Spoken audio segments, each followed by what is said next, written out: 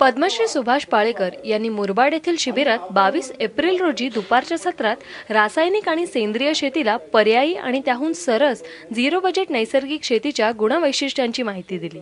यावेळी त्यांनी परंपरागत भारतीय शेतीत गोपालनाला आणि स्थलांतरित शेतीला कसे महत्त्व दिले जात होते याची माहिती दिली। त्याचबरोबर पाश्चात्य शास्त्रज्ञांनी सुद्धा गो आधारित परंपरागत शेती पद्धती सेंद्रिय शेतीपेक्षा चांगली असल्याचे मान्य केल्याचेही सांगितले। रासायनिक शेतीला जोपर्यंत पर्याय उभा होत नाही तोपर्यंत रासायनिक शेतीचं अस्तित्व नाकारण्यात मला वाटतं काही अर्थ नाही। आणि तो पर्याय आम्ही उभा केलेला आहे। सेंद्रिय शेती हा पर्याय नाही। महाराष्ट्र सरकार किंवा राष्ट्रीय सरकार ज्या सेंद्रिय शेतीचा शाश्वत शेतीचा आज उच्चार करते आहे ती शेती म्हणजे झिरो बजेट नैसर्गिक शेती नव्हे। ही अगदी वेगळी एक तंत्र व्यवस्था आहे। 10,500 वर्षाचा इतिहास आहे भारतीय शेतीला। त्या 10,500 वर्षामध्ये सुरुवातीचे 5,500 वर्ष शेतीमध्ये शेणखताचा वापर नव्हता। शिफ्टिंग कल्चर होतं, त्याला स्थलांतरित शेती म्हणतात। घनदाट जंगल होते, मानवी वस्ती लहान होत्या, नैसर्गिक संसाधनांची उपलब्धता होती आणि गोपालन मुख्य व्यवसाय होता। जंगल तोडायचं, ते खोदून काढायचं, जंगलातल्या चांगल्या बिया ज्या निवडलेल्या त्या फेकायच्या, ज्यांना आपण पीक म्हणतो, ते जंगली घास आहे। आणि पाऊस आला की ते उगवून वर यायचं। कोट्यावधी वर्षापासून ती जमीन अत्यंत सुपीक, 3 वर्षापर्यंत अत्यंत उत्तम उत्पादन मिळायचं।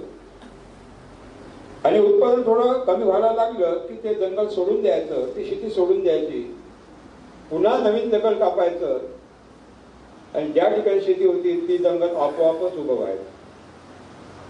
याला म्हणतात शिफ्टिंग कल्चर। आणि हे मी आसाम, नागालँड आणि अरुणाचल मध्ये बघितलं आहे। आजही आदिवासी या पद्धतीने शेती करतात किंवा वेस्टर्न घाटमध्ये आजचे जे आदिवासी आहे याच पद्धतीने शेती करतात। शेणखताचा वापर नव्हता, गोपालन मुख्य व्यवसाय होता। एकाकडे हजारो गायी असायच्या आणि गावाच्या बाहेर शेणखताचे पर्वत लागायचे, डोंगर, ज्याला गोवर्धन पर्वत म्हणतात। शेणखताचा वापर शेतीमध्ये सांगणारा पहिला कृषी संशोधक कोणी असेल तो म्हणजे योगेश्वर श्रीकृष्ण। आणि तेव्हापासून शेणखताचा वापर जो चालू आहे तो आजतागत चालू आहे। आज सुद्धा फळबागायतदार कुठून ट्रक ट्रॅक्टरने शेणखत आणतात आणि विकत आणून टाकतात। या पद्धतीला सेंद्रिय शेती म्हणत नाही, या पद्धतीला पारंपरिक भारतीय कृषी पद्धती म्हणतात, जी गो आधारित आहे। जर ही स्वदेशी पद्धत आहे आणि असं कोणी ठरवलं की स्वदेशी आहे म्हणून आपण पूर्ण भारतामध्ये अंमलात आणायची आहे, तर ती शक्य आहे का हा विचार प्रकर्षाने आपण केला पाहिजे। मग हे शक्य आहे का याच्यावर मी विचार करायला लागलो। आमच्याकडे सुद्धा दूध दुभत्याची रेलचेल होती।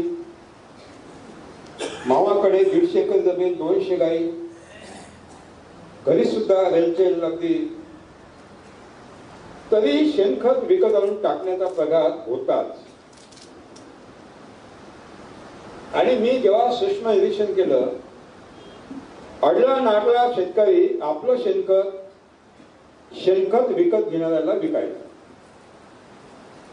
आणि जेव्हा तो शेणखत अडला नडला शेतकरी विकतो, काही आर्थिक टंचाईमुळं, कारणामुळं, अकस्मात आलेल्या कारणामुळं, तेव्हा त्याची जमीन उपाशी राहते। जमीन उपाशी राहिल्यामुळं उत्पादन येत नाही, मुळं उपाशी राहतात आणि हे पाप विकत घेणाऱ्याच्या माथ्यावर बसतं। प्रश्न हा आहे की जरी ते स्वदेशी आपली भारतीय पद्धत आहे, ती आज व्यवहार्य आहे का प्रॅक्टिकल आहे का आणि उपयुक्त आहे का याचा विचार आपण केला पाहिजे. मग मी अभ्यास चालू केला की समजा आपण ही पद्धती पुढे चालू ठेवावी तर एका एकराला किती शेणखत पाहिजे. मग 60 बैलगाडी एका एकराला पासून एक बैलगाडी एका एकरापर्यंत वेगवेगळे प्रयोग केले आणि दिसून आलं की जर ही पारंपरिक भारतीय पद्धत पुढे चालू ठेवायची आहे शेणखतावर आधारित तर एका एकराला कमीत कमी 18 ते 20 बैलगाड्या शेणखत दरवर्षी टाकायला पाहिजे. तेव्हा तुम्हाला रासायनिक शेतीच्या समकक्ष उत्पादन मिळते. एका एकराला 18 बैलगाडी शेणखत ते 20 बैलगाडी शेणखत दरवर्षी टाकायला पाहिजे. मग इतका शेणखत निर्माण होण्याची गाय किती पाहिजे तर मला दिसून आलं की 10 देशी गाई पाहिजे. 35 कोटी एकर जमीन आहे भारताजवळ आणि भारत सरकारनं हे स्वदेशी तंत्रज्ञान आहे म्हणून समोर न्यायाचं ठरवलं तर 35 कोटी गुणिला 10 गाई 350 कोटी गाई लागतील देशी गाई. आणि आता जी पशुगणना झाली त्यानुसार आपल्या देशामध्ये अस्सल भारतीय गाईचं जे प्रमाण आहे ते फक्त 8 कोटीत आहे. 8 कोटी म्हणजे स्वप्नात सुद्धा ही प्राचीन भारतीय पद्धत पुढे नेण्याचं धाडस कोणतंही सरकार करू शकत नाही. याच्या मागची दुसरी भूमिका अशी आहे का शेणखत हे सुद्धा एक विष आहे. असं जर म्हटलं तर तुमच्या डोक्यामध्ये भूकंप येईल, सुनामी येईल. पण मी जे बोलतो ते विज्ञान बोलतो आणि आव्हान आहे मी जे बोलतो ते खोटं आहे सिद्ध करावं. कृषी विद्यापीठांना मुद्दाम आव्हान आहे. शेणखत सुद्धा विष आहे. शेणखत जमिनीच्या पोटामध्ये अपचन तयार करतं, अनावश्यक उष्णता निर्माण करतं, जमिनीची तहान वाढवतं, पाऊस कमी पडला का पीक धोक्यात येतं. शेणखतानं सुद्धा पिकांच्या शरीरामध्ये प्रतिकारशक्ती घटते आणि मुख्यतः विषाणूजन्य रोग नेहमीच येतात किंवा जंतुजन्य रोग येतात हे आपण बघितलेलं आहे. व्हायरल डिसीसेस आपण बघतो आहोत. आणि याच्या मागचा आणखी सिद्धांत आहे की कृषी विद्यापीठात धादांत खोटं बोलतात. आज पण त्यांनी मूर्ख बनवलं सरकारला, समाजाला आणि शेतकऱ्यांना की खत हे पिकाचं नाही. फंडामेंटल सायन्स म्हणजे मूलभूत विज्ञान कळतं की कोणतंही खत हे पिकाचं अन्न नाही. म्हणून शेणखत टाकलंच पाहिजे याच्या मागे कोणताही वैज्ञानिक आधार नाही. उलट शेणखत टाकणं हे एक मोठं फ्रॉड आहे आणि म्हणून त्याची आवश्यकता नाही.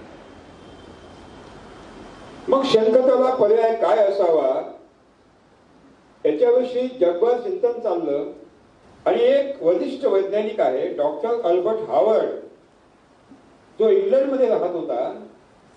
त्यावर त्यानं काम केलं, काही प्रयोग केले आणि शेणखताला पर्याय म्हणून एक तंत्र त्यानं विकसित केलं. त्याचं नाव आहे कंपोस्ट टेक्नॉलॉजी. कंपोस्ट खताचं तंत्र. कंपोस्ट खताचं तंत्र विकसित करणारा डॉक्टर अल्बर्ट हावर्ड भारतीय नव्हता, तो ब्रिटिश वैज्ञानिक होता. म्हणून स्वदेशीवाल्यांना आम्ही सांगू इच्छितो की स्वदेशीच्या नावावर कंपोस्टचा प्रचार करू नका. कंपोस्ट टेक्नॉलॉजी स्वदेशी नाही, 100% विदेशी आहे. ब्रिटिश पंतप्रधानांनी त्याला आदेश दिला. त्यावेळेस आपण ब्रिटिशांच्या अधीन होतो, गुलामीत होतो. की mister Albert Howard, go to India and exhibit our technology to the Indian farmers. तुम्ही भारतात जा आणि आपलं हे जे तंत्रज्ञान आहे कंपोस्ट खताचं, त्याला नाव त्यांनी ऑर्गॅनिक फार्मिंग दिलेलं होतं, ते भारतीय शेतकऱ्यांना सांगा. आदेश मिळताच डॉक्टर रॉबर्ट हावर्ड भारतात आले. इथल्या व्हायसरॉयने त्यांची संपूर्ण भारतामध्ये यात्रेची व्यवस्था केली. देशभर फिरले, गावागावात गेले, शेतकऱ्यांच्या शेतात घरात मुक्काम केला, प्राचीन भारतीय पद्धतीचा अभ्यास केला. इंदोरच्या राणीनं त्यांना 300 एकर जमीन दिली संशोधनासाठी. तिथं त्यांनी इंदोर कंपोस्ट खताचा एक आणखी विकास केला आणि शेवटी एक रिपोर्ट, एक अहवाल ब्रिटिश सरकारला पाठवला.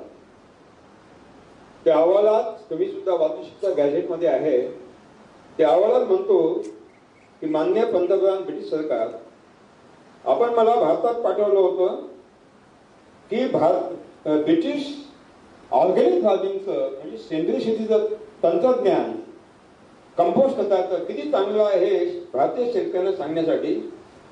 परंतु मी भारतात फिरलो, तिथल्या गो आधारित शेणखतावर आधारित प्राचीन पद्धतीचा अभ्यास केला आणि शेवटी या निष्कर्षापर्यंत आलो की भारतीय शेतकऱ्यांना ऑर्गॅनिक फार्मिंग, सेंद्रिय शेती, कंपोस्ट खताचं तंत्रज्ञान सांगण्याची अजिबात आवश्यकता नाही.